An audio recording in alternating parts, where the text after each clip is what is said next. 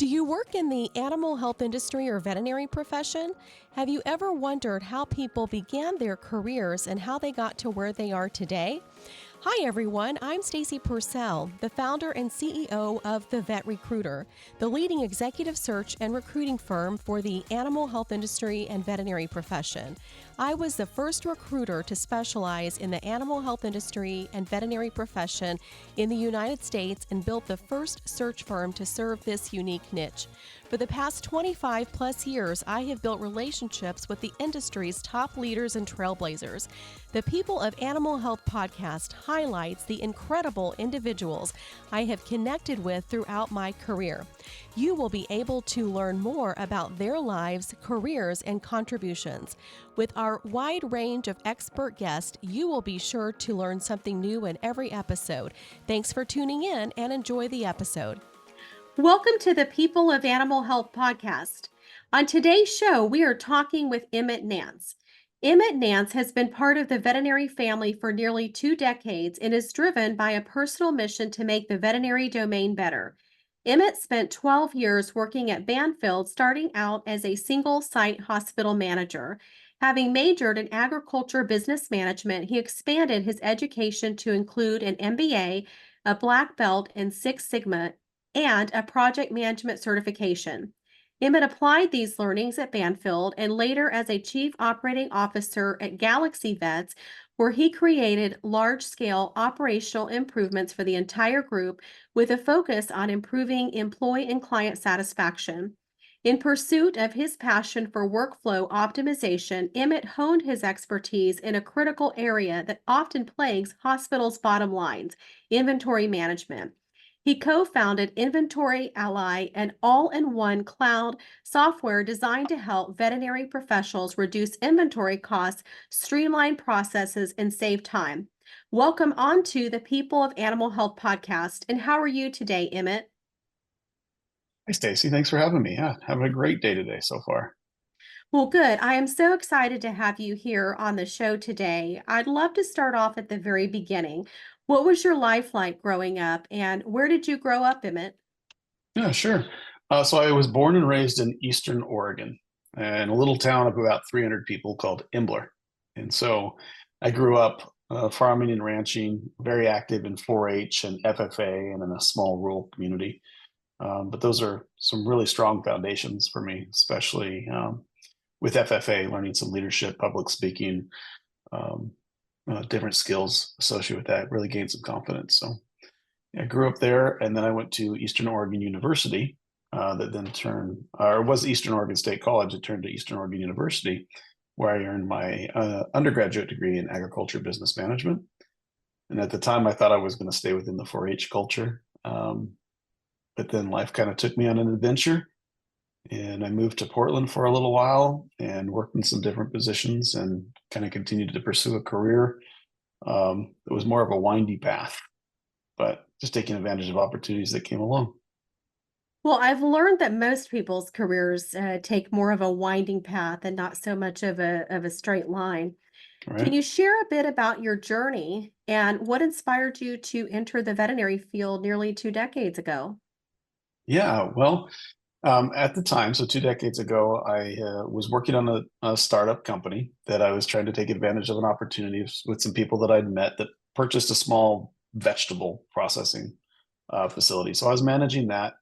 And I was also participating in an executive MBA program offered by University of Oregon. And it so happened that startup didn't work out, but in my MBA program, I was peers with Dr. Carrie Marshall. And Carrie Marshall was one of the early contributors to the Banfield organization. And when the opportunity came to find a new position, Carrie said, "Hey, you should check out Banfield." So I wasn't pursuing veterinary at the time, but it was an opportunity to apply for a role at a hospital in the Portland area. And I got that role and found that I really enjoyed it. There's a lot of stuff I found that I really love about the veterinary profession. And it was fun because I was able to apply my kind of my business and process skill set to a business that had, is really focused on service, and it had a passion behind it about caring for pets, and the people within that hospital just really kind of opened my eyes to what this profession looks like. So I've been with it for 20 years in different, different roles, providing different things, but have never lost that. I'll often say I'm passionate about people who are passionate about pets. That's what I found my life pursuit to be. Well, I love that. And, I've known Carrie Marshall since 1999. I remember going to visit with her. I had a meeting with her in May of 1999 in Portland, Oregon, at one of the original Banfield. It was actually pre-Banfield. There was PetSmart Veterinary Services and there was VetSmart. Hmm. But I've known her for many years. She's one of my favorite people in the industry. Yes, she's a wonderful person. She's been a close friend of mine for that 20 years too. She's taken a different path and I've taken a path, but we've always stayed quite close. And just exploring this industry that's had all kinds of turns and pivots and growth over the last couple of decades. Yeah, it has had tremendous growth. I'm curious, what were some of the key challenges you faced when you first started as a single site hospital manager at Banfield, and how did you overcome them? Yeah, great question. When I first started, I actually started in a hospital that was kind of considered mature at the time. There wasn't a lot of upside potential, but after joining and working with the partner doctor, we saw 30% growth in the year that I was there. So we were able to show that there was quite a bit of upside potential. And what I started to uncover there, uh, kind of to what I found over time to be my skill set, is there's a lot of waste and redundancy in the processes. There's a lot of kind of reactive work that's done within veterinary hospitals. And if you're able to identify it and improve it, your capacity for growth and customer service and revenue generation, all of those start to improve simply by reducing and eliminating the barriers to providing that care. And that kind of tends to lean more towards creating predictability instead of being reactive, automating things. So that's what I found early on in that first hospital was just make things easier, like proactively work on making things easier, and the whole team works better, the hospital does better, and your clients and pets are happier. So that was some of the initial piece. As I continued my career at Banfield, I took on another location and applied some of those concepts from day one. That was a brand new location, and actually won an award as for being the fastest growing hospital at Banfield at that time when they had like 600 locations. So I was able to repeat some of that learning, see success, and then I've built off of that as I've continued my career. Well, how did your background in agriculture business management and your education in business and project management influence your career path?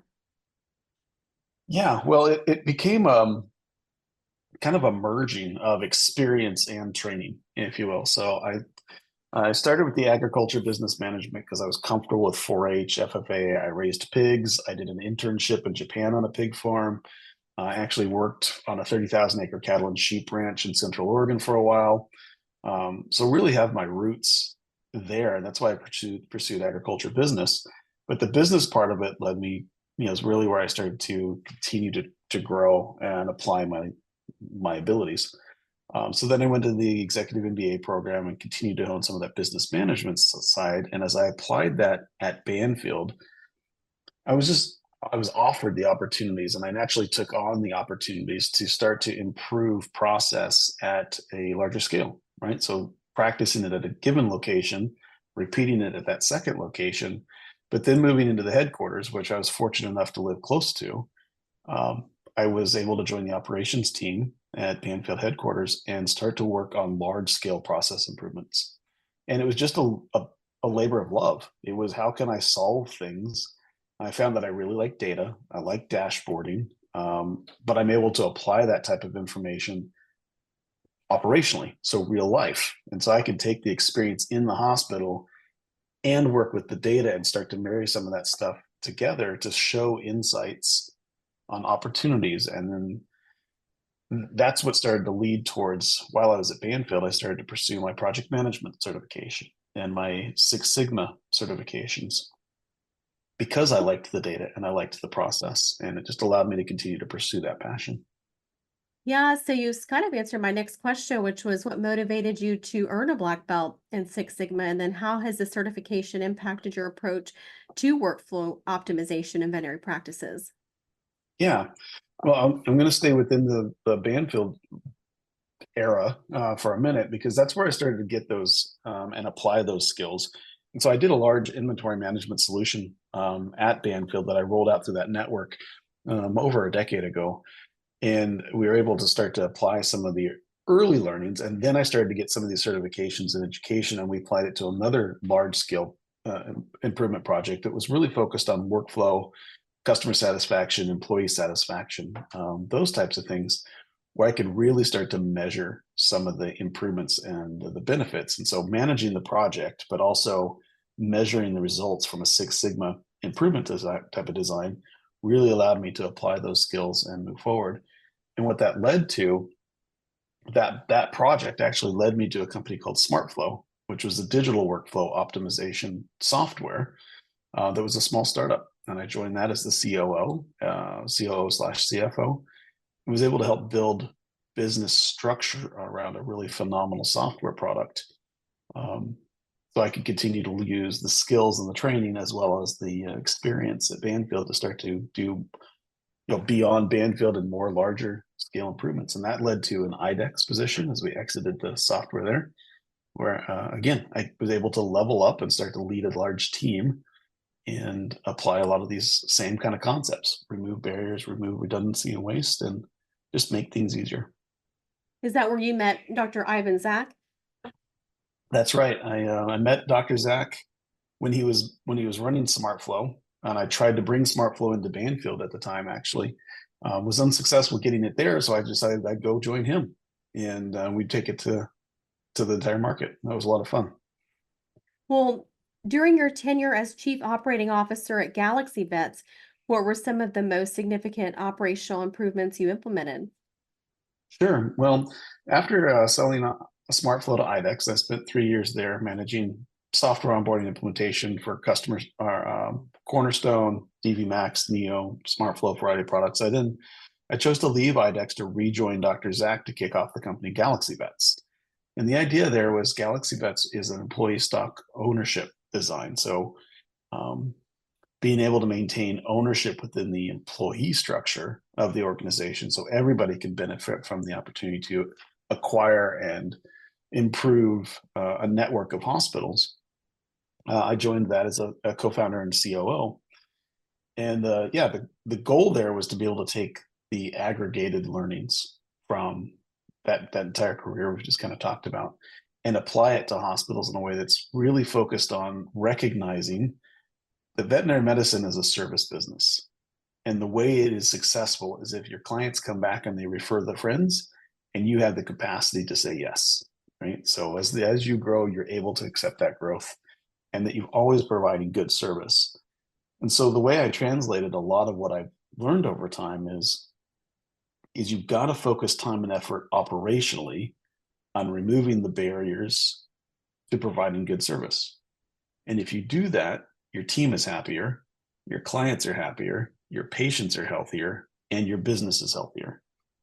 So that's what we started to really do at Galaxy Vets, was that idea of where do we start and focus our time and attention so that our team can provide exceptional service to the clients. And if we do that well, we'll grow and be successful. Well, that makes a lot of sense. Well, I know that inventory management is a critical issue for many veterinary hospitals. What specific problems did you notice in this area that led you to co-found Inventory Yeah. Ally? So we kicked off Inventory Ally, and I really focused there because of a number of things. But the big reason for the timing of Inventory Ally is we've seen a lot of consolidation within the veterinary industry over the past decade or so, and that consolidation was driven in large part by arbitrage opportunities. And arbitrage is just the ability to buy a single location for, say, 10 times EBITDA, but be able to sell it as a group at, say, 15 times EBITDA, plus or minus different numbers there. But the idea is to consolidate and grow. And so there's a lot of outside capital that was really driving consolidation. It was created great opportunities for our hospitals to sell and be rewarded for their investment in their businesses. But what we found in the last 2 years is that bubble popped, if you will. So those multiples started to decrease. And what happened is the valuations of these consolidated groups started to retract.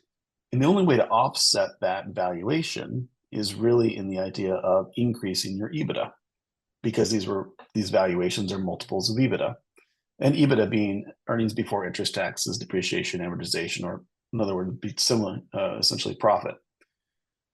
So when you break that down a little bit more, you need to increase your EBITDA to offset some of that valuation loss. I recognized that revenue, the top line, is a little bit difficult because year-over-year visits started to be negative, especially post-COVID, where we had a lot of growth in visits. Pricing, which is the other component of your revenue generation, was also somewhat exercised, not a lot of upside potential there. So revenue is going to be a lever that was hard to pull to improve EBITDA. Your largest expense is labor. And as we all know, labor is very competitive in the veterinary space. There's still a bit of a mismatch associated with supply and demand. And so it's difficult to pull that labor cost on the P&L to improve EBITDA. Well, the second largest expense is cost of goods sold. And something that I recognize in partnership with my co-founder, Nicole Clausen, is that a lot of hospitals really struggle with inventory management.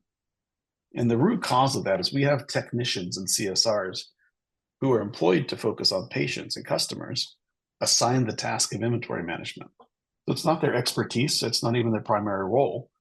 And what we find is, for the most part, they're focused on not running out of stuff. It's a reactive replenishment design, and that leads to a lot of excess carry, which causes frustration, it causes waste. And in general, cost of goods is just not managed well. And so it's inflated, which means there's an opportunity to improve that if we can make a better process.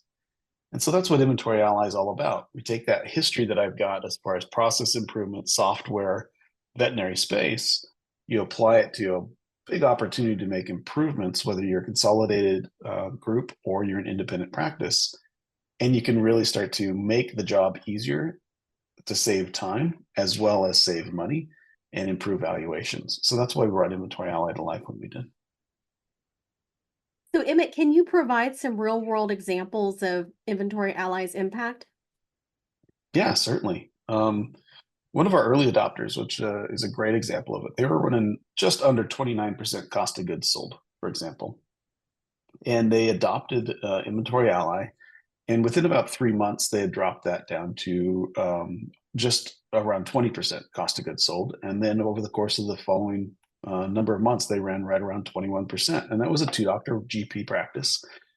And they dove right in, it optimized their inventory, and it just helped them manage much more predictably than reactively. So it made their job easier while improving their performance. Other hospitals, there's a large referral hospital where we improve inventory turnover and we make it simple for the team to do that. Well, they had $400,000 of inventory on the shelf, and we automatically just reduced that to $300,000. So there's $100,000 of capital, working capital, if you will, freed up that they could reinvest elsewhere. But the biggest benefit we like to focus on is we just make their lives easier. Most hospitals go from like 4 to 8 hours a week managing inventory to less than an hour, and we continue to add automation and functionality that's going to try to drive that down to like 10 or 15 minutes once a week, and they're good to go. Well, So that's that's our pretty big drive. significant. Yeah. Yep. Well, what are the biggest misconceptions about inventory management in the veterinary profession, and how does Inventory Yeah. Ally address these? Yeah, I appreciate that question for sure. One of my soapbox topics is around inventory budgets. What we see, because it's complex. I'll back up just a second with, we're a service business, and what that means is we're not like retail where we buy a product, sell a product, replace the product. The math isn't that easy. We consume a lot of stuff in the hospital. We use things in inventory or in service packages like a spay, neuter, dental, or other procedures. And the math's not always straightforward. So the data in the PIMS is always incomplete because it's not managing soft goods and whatnot. And it's inaccurate because it can't actually deduct inventory accurately with the way we do business. So where we're going is like the only way to really manage the inventory originally is to set limitations on how much you can spend. So they put a budget in, and it's a goal to just restrict spend. Well, that puts the inventory manager in a position where they have to decide what they're going to run out of and what they're not going to run out of. But what we all know and recognize is there's a lot of seasonality and there's changes in demand month to month, year to year, and even depending on like what doctor's working when and providing what kind of services. So the biggest misconception that I try to tackle with Inventory Ally is this idea that you can set an artificial budget because it's actually restrictive and it's not allowing the hospital to operate and meet customer and patient needs. And it's just focused on financials. So the way Inventory Ally tackles that is that we optimized inventory turnover to meet the demand of the hospital. We make sure you have enough and not too much. That reduces your cost of goods, but then it gives insights to the real levers of cost of goods, which is your margins. Are you charging enough? Your sales mix, your services versus your goods, redundancy in your formulary, shrink. Like those are all things that are really driving cost of goods that are opportunities within every hospital specific to their type of sales. But if we just artificially apply a limitation on spend, we're hurting the business and we're hurting the people and we're hurting the pets. So that's one of the big things that I'm trying to tackle is let's optimize inventory for the business, not just restrict spend to try to manage the P&L. That makes sense.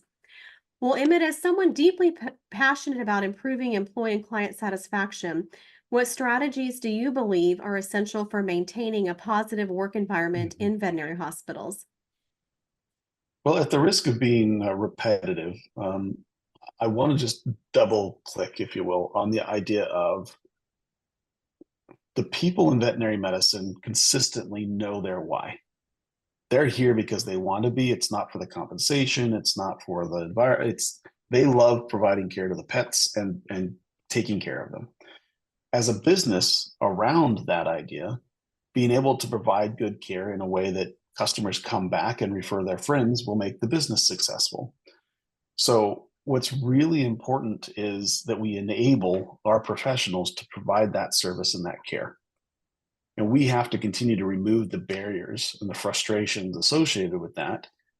That makes our customers happy. That makes our patients healthy. That makes our doctors happy. That makes their team happy. And that therefore makes our business healthy. So we have to continue to really drive not a top down restrictive type of design. We have to do a bottom up enablement design of allowing people to live their why and getting things out of the way that prevent them from doing so.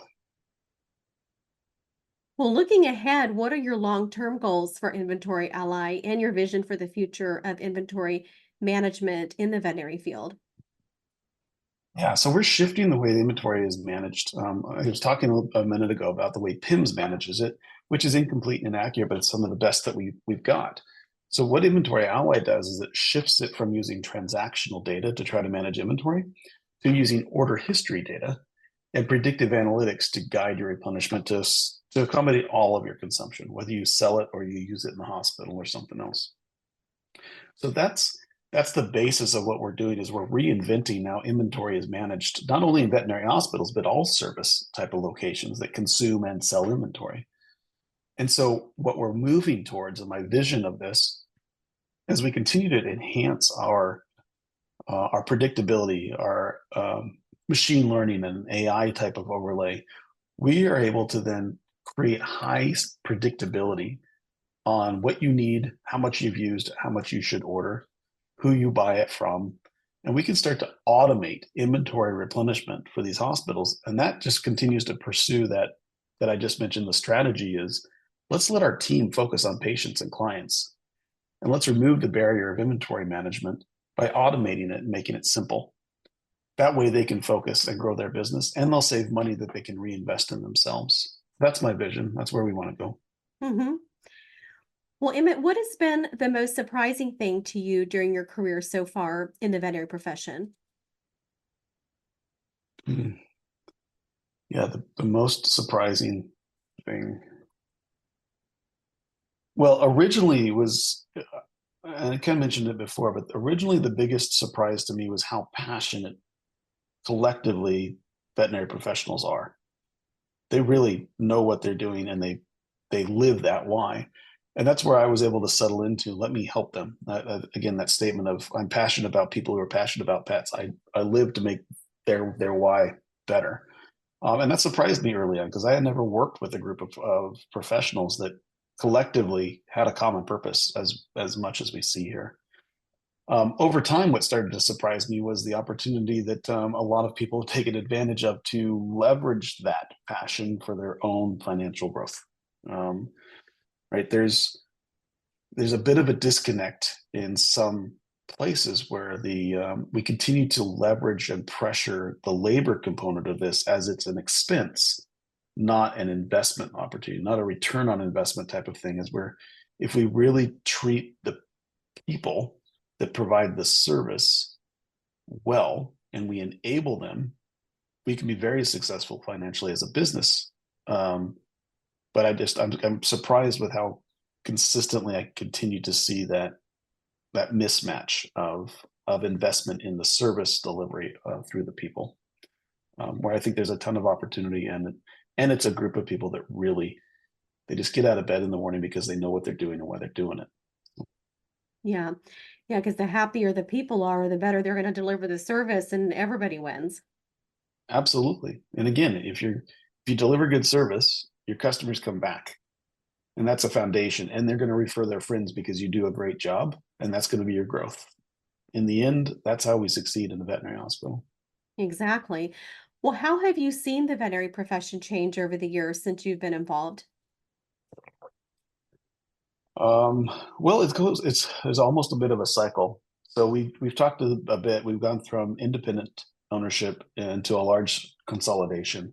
We're starting to see it start to pivot back towards independent ownership, and I love seeing that. I don't have I don't have any qualms with the idea of consolidation. There were some really good exits, people that have worked for a long time that were rewarded for the businesses that they built, and some really good opportunities. Like we've seen some fantastic improvements in softwares and processes and marketing and all kinds of great stuff that comes from really some of the aggregation of the industry. But I also like seeing now that as we pivot back towards a drive towards independent ownership to balance the marketplace, we're, we're we're retaining a lot of that benefit that we saw from some of that growth and consolidation too. So I'll use Inventory Ally as a great example. Inventory Ally, the concept of it was born out of a collective of hundreds of hospitals originally. The idea of how can we see incremental improvements at scale, and now it can be applied towards independent locations that are going to make them more beneficial. And our big drive in Inventory Ally is how can we save you money so that you reinvest in yourself, save time and money to reinvest in yourself. So I love seeing how we're pivoting back towards opportunities for independent ownership and Mhm. successful business management that way. Yeah. Well, what does your crystal ball say about the future of the veterinary profession? Mhm. Well, I don't see it shrinking. I could the growth rate may retract a little bit, but it's still on a good tear. Year over year, we're in a little bit of a dip, but it continues to grow. Um, and pet ownership, not even ownership, pet relationships continue to pivot more and more towards family members versus um, pets in the traditional sense. So the demand is certainly there, and I like seeing where we're headed as far as the innovations within the practice. A lot of the successful practices are learning that focus on customer care can coexist with good operations and profitability, so that you can invest in a team, you can have a great team, and everybody can continue to live that passion and that why. So as I look at my crystal ball, while it might be a little fuzzy, I really like what I think I see of shifting back towards a focus on the patient, a focus on the customer, but in a business design that's still very successful for independent and small groups. What has been the biggest adversity you've had to fight through during your career in the veterinary space? The biggest adversity, I'm not sure if it really qualifies as adversity, but something I've had to work through quite a bit is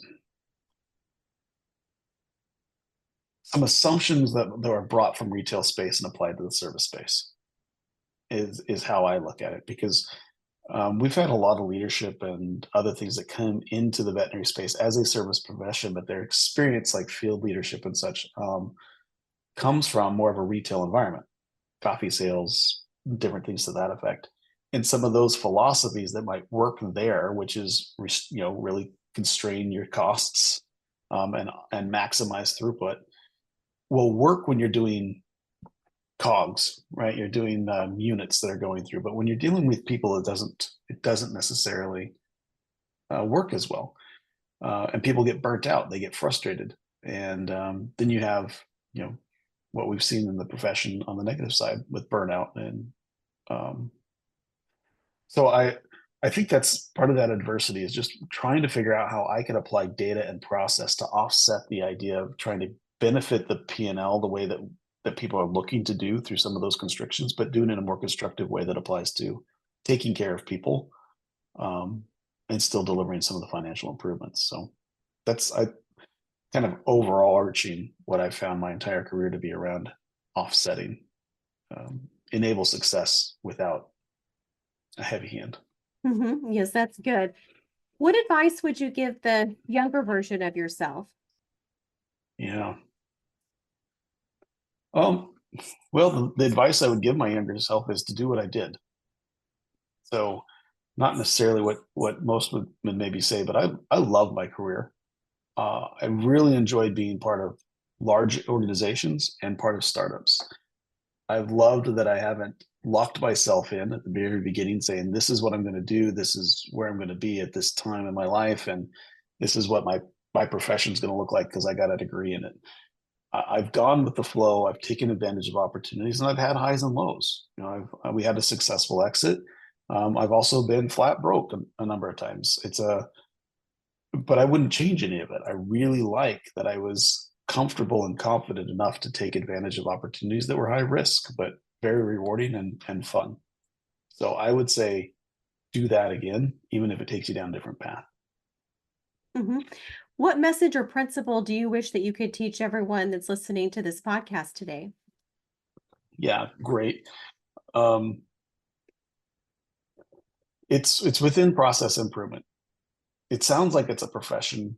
It sounds like it's an expertise, but it's really not. It's really just about incremental adjustments by taking a step back and looking at a process end to end and saying, where's the problem? Why are we frustrated? What can we do about it? And make small incremental improvements day to day, week to week. Because over time it becomes aggregated. It becomes great solutions. There's a tool that I built, that I've used quite a few times, and I put it through the veterinary profession because I call it my SOAP tool, where we just talk with the team and say, what's something we want to fix? What's a common problem we have or a pain point that we have?